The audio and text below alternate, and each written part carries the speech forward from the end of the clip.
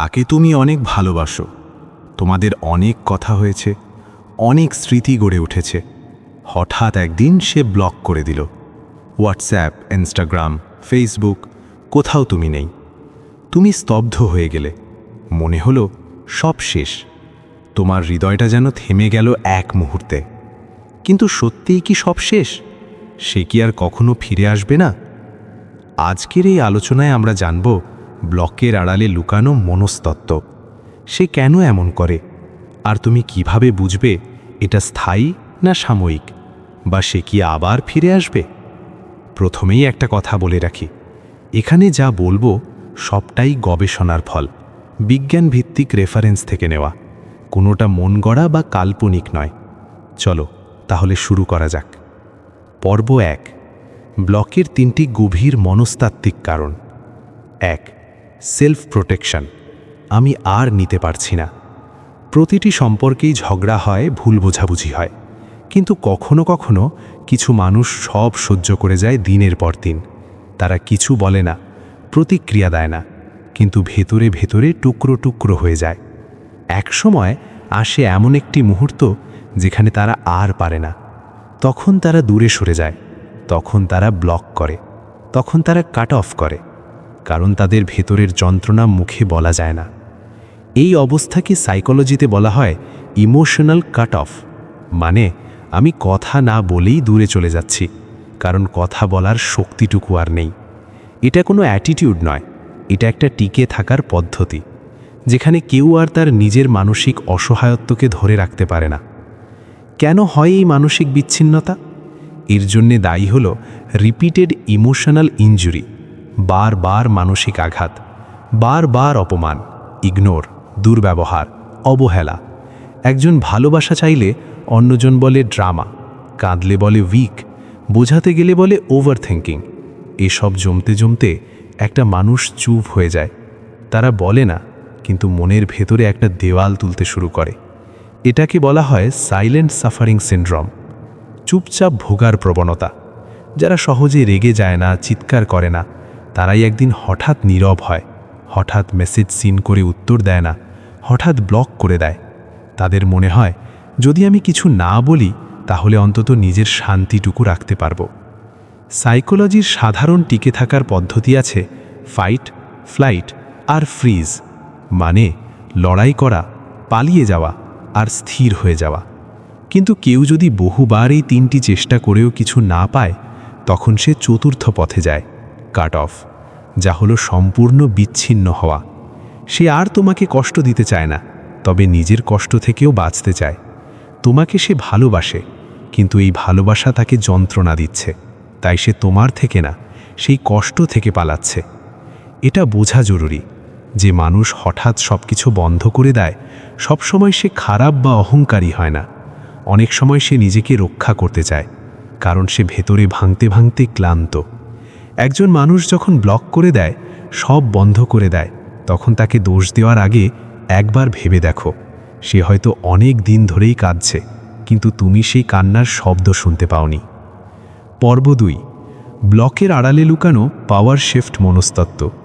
এবার তুমি বোঝো আমি কতটা কষ্টে আছি। তুমি হয়তো ভেবেছ সে হুট করে কেন ব্লক করলো, তোমার কিছু না বলেই সব কিছু বন্ধ করে দিল। হয়তো মনে হয়েছে সে ভুল বুঝেছে, অভিমান করেছে। কিন্তু তুমি জানো কি, এটা সবসময় শুধু অভিমান নয়, এটা হতে পারে এক ধরনের পাওয়ার শিফট। এই পাওয়ার শিফট মানে কি? এক টানা যদি একজনই ভালোবাসে, একজনই খোঁজ নেয়, একজনই বোঝাতে চায়, আর আরেকজন শুধু নিশ্চুপ, ব্যস্ত অথবা ইগনোরকারী হয়, তাহলে একসময় সেই ভালোবাসতে থাকা মানুষটি তার অবস্থান বদলায়। সে বলে না, সে চিৎকার করে না, সে শুধু চুপচাপ সরে যায়, ব্লক করে দেয়। আর সেটাই হয় তার নীরব প্রতিশোধ। কেন এমন বদলে যায় ক্ষমতার জায়গা? কারণ সে বারবার বলেছিল, আমার কথাগুলো শোনো, আমাকে বোঝার চেষ্টা করো, আমাকে প্রচণ্ড একা লাগছে। অথচ প্রতিবারই সে পেয়েছে এই উত্তরগুলো, তুমি অতিরিক্ত ভাবো, তুমি অনেক বেশি চাও, তুমি এত সেন্সিটিভ কেন, আমি তো তোমার সাথেই আছি। অথচ সে ছিল না। এক সময় সে ভাবল, তাকে তো বলেও লাভ নেই, এবার চুপ করেই দেখি আমার অনুপস্থিতি সে টের পায় কিনা। সে সিদ্ধান্ত নেয়, আমি নিজেই সরে যাব তার চেনা রুটিন থেকে, তারপর হয়তো সে বুঝবে আমার না থাকাটা ঠিক কতটা ভারী করে দেয় তার দিনগুলোকে। এই সময়টায় সে হয়তো তোমাকে ব্লক করে দেয়। এটা কোনো খেলা নয়। এই মুহূর্তে তার মাথায় ঘুরছে অনেক কথা। তুমি কি এবার একটু বুঝছো? তুমি কি এবার অনুভব করতে পারছো আমি কতটা কষ্টে আছি? তুমি কি এবার সত্যি আমাকে বোঝার চেষ্টা করছো? মনস্তাত্ত্বিক দৃষ্টিতে একে কি বলা হয়? এই আচরণকে মনোবিজ্ঞানে বলা হয় আচরণ ভিত্তিক ক্ষমতার সামঞ্জস্য। মানে যে জায়গায় সে আগে দুর্বল ছিল, এখন সে নীরব থেকে প্রভাব ফেলার চেষ্টা করছে। এটা কোনো প্রতিশোধ নয়, বরং সে চায় তুমি নিজেই বোঝো সে কতটা অভ্যন্তরীণ কষ্টে ভুগছে। তাহলে এটা কি মানসিক নিয়ন্ত্রণ বা ইমোশনাল কন্ট্রোল? সব সময় না। হ্যাঁ, কেউ কেউ ব্লক করে গুরুত্ব পেতে চায়, কিন্তু এই ক্ষমতার পরিবর্তন তখনই আসে যখন কেউ নিজেকে চূড়ান্তভাবে অবহেলিত মনে করে। তার কাছে তখন এটিই একমাত্র ভাষা। তুমি এবার বোঝো আমি কি সহ্য করছি। তাহলে সে কি এখনও ভালোবাসে? হ্যাঁ, সে এখনও ভালোবাসে। যখন তুমি অস্থির হয়ে পড়ো, সে হয়তো দূর থেকেই অনুভব করে অবশেষে তুমি আমার শূন্যতা টের পাচ্ছ। কিন্তু একটি কথা মনে রেখো, এই ক্ষমতার পরিবর্তন চিরকাল থাকে না। তুমি যদি তখনও তার আবেগকে হালকাভাবে নাও, ভাবো সে তো আবার ফিরে আসবে, তাহলে সে চিরদিনের মতো হারিয়ে যেতে পারে। 3. ইমোশনাল কনফিউশন, অনিশ্চিত মানসিক দোলাচল। অনেকে বারবার ব্লক করে আবার আনব্লক করে। এটা হলো মনস্তাত্ত্বিক দোলাচল, ইমোশনাল কনফিউশন। মানে সে নিজেই জানে না ফিরবে কি না। সে চায় তুমি কিছু করো, তুমি একটা বার্তা পাঠাও, তুমি কাউকে দিয়ে যোগাযোগ করো। এটাকে নেতিবাচক না ভেবে বুঝে নাও, এটা তার ভেতরের গভীর হতাশা, শেষ কথাটা না পাওয়ার কষ্ট। যখন কেউ হঠাৎ সব চুপ করে দেয়, তখন বুঝো সে হয়তো বলেই বোঝাতে পারেনি তার কষ্ট। তাই এবার সে নীরব থেকে বোঝাতে চাইছে, তুমি এবার অনুভব করো। পর্ব 2, কোন লক্ষণে বুঝবে সে ফিরে আসবে? প্রেম শেষ হয়ে গেলেও সব সম্পর্কের একদম শেষ হয় না। কিছু কিছু ভালোবাসা যেন নিঃশ্বাসের মতো থেকেই যায়। দেখা যায় না, কিন্তু অনুভব করা যায়। যদি তুমি বুঝতে চাও সে ফিরবে কি না, তাহলে কিছু সূক্ষ্ম ইশারা খেয়াল করো। সম্পর্কের শেষেও কিছু রেস থেকে যায়, আর সেই রেসগুলোই অনেক সময় হয়ে ওঠে ফিরে আসার সেতু। লক্ষণ 1, সে এখনও তোমার সোশ্যাল মিডিয়াতে আছে। তোমার প্রতিটি ইনস্টাগ্রাম স্টোরি সে দেখছে। হয়তো সে নিজেও স্টোরি দিচ্ছে, এমন কিছু পোস্ট করছে যা একরকম ইঙ্গিত, যেন সে বলতে চাইছে কিছু, কিন্তু সরাসরি নয়। এটা মানে সে এখনও তোমার জীবন জানার চেষ্টা করছে দূর থেকে, নীরবে। লক্ষণ 2, বন্ধুদের মাধ্যমে খবর নেওয়া। সে সরাসরি তোমাকে না জিজ্ঞেস করলেও তোমার কাছের বন্ধুদের থেকে জেনে নিচ্ছে তুমি কেমন আছো। এটা তার ভেতরের দ্বন্দ্বের ইঙ্গিত। সে ভুলতে চায় কিন্তু ভুলতে পারছে না। এই ওঠানামা বোঝায় সে এখনও তোমাকে নিয়ে ভাবছে। লক্ষণ 3, আনব্লক করে আবার ব্লক করে। এটা খুব সাধারণ কিন্তু গভীর একটা সংকেত। তার মানে সে দ্বিধায় আছে, সে টান অনুভব করছে, কিন্তু একসাথে কষ্ট বা অভিমান তাকে পিছু হটিয়ে দিচ্ছে। এই ওঠানামা বোঝায় সে এখনও তোমাকে নিয়ে ভাবছে। লক্ষণ 4, সরাসরি ক্লোজার বা শেষ কথা বলেনি। যদি সে একদিন হঠাৎ করে সব কিছু চুপচাপ ছেড়ে চলে যায়, কোনো ব্যাখ্যা না দিয়ে, তাহলে বুঝবে তার ভেতরেও তোলপাড় চলছে।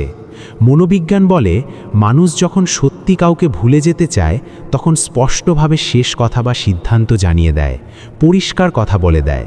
কিন্তু যদি তা না করে, তাহলে এখনও কোথাও একটা খোলা অপশান রেখে দেয়, যার মানে সে নিজেও জানে না সম্পর্কটা আসলেই শেষ কিনা। তুমি যদি এই লক্ষণগুলো নিজের জীবনে খুঁজে পাও, তাহলে বুঝে নিও সম্পর্কটা একেবারে মুছে যায়নি।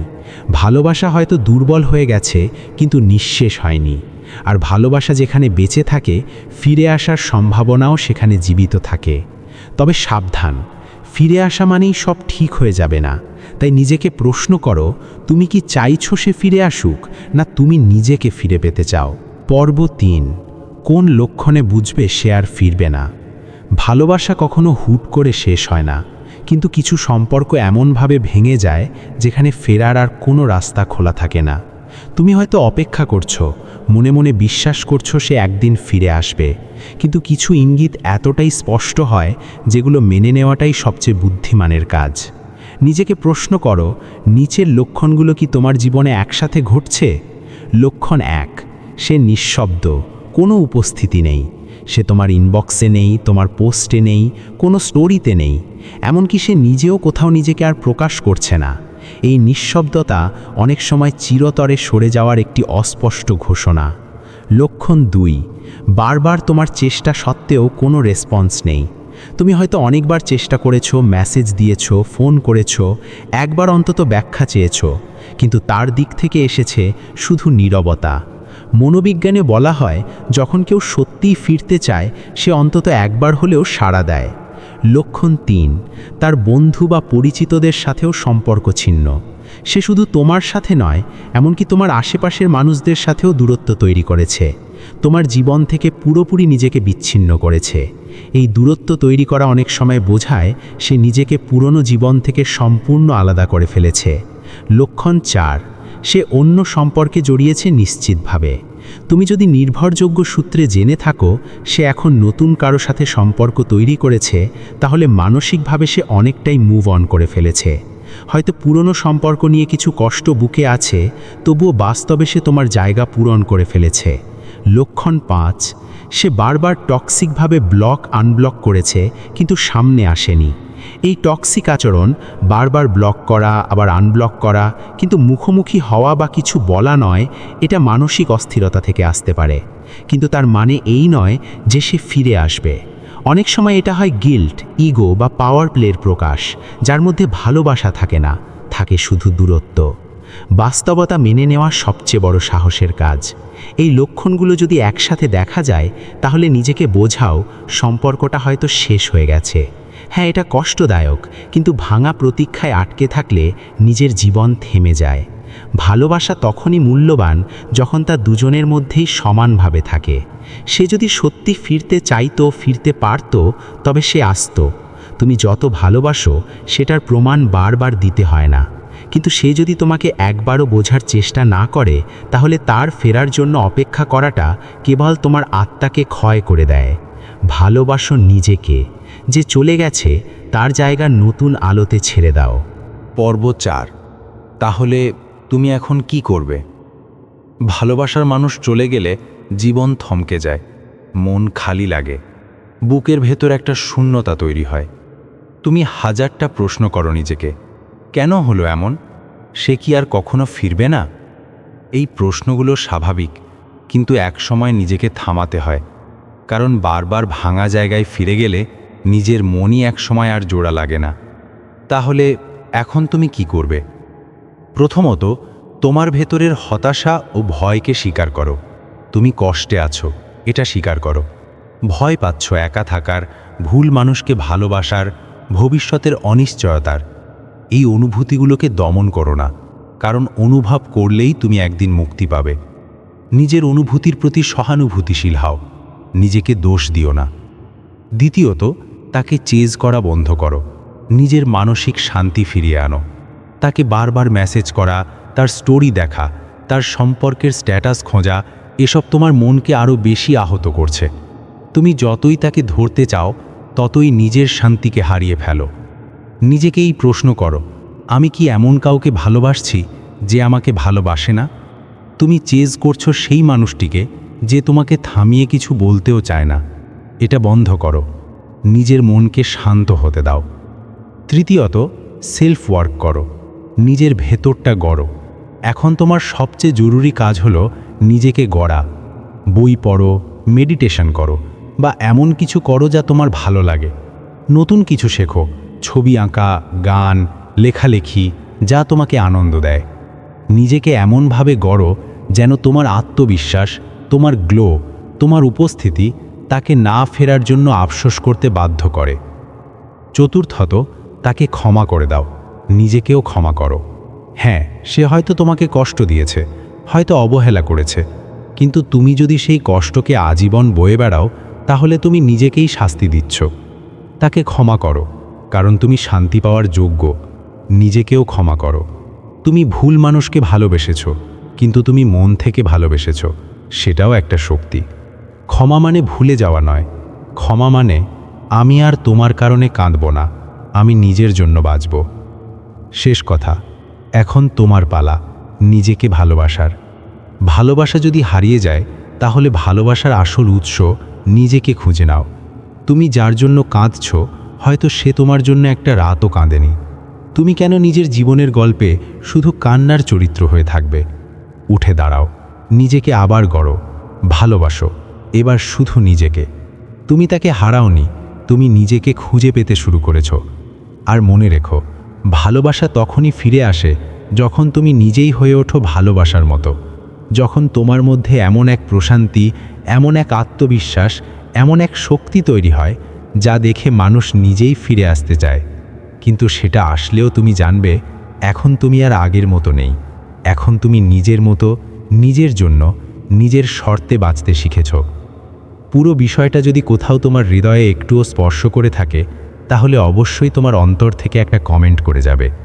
আর হ্যাঁ, তোমার সম্পর্কের যাত্রায় তুমি একা নও, আমরা সব সময় পাশে আছি। ভালো থেকো, নিজেকে ভালোবেসো, কারণ তুমি যত নিজেকে ভালোবাসবে, পৃথিবীও তত বেশি তোমাকে ভালোবাসতে বাধ্য হবে। ধন্যবাদ।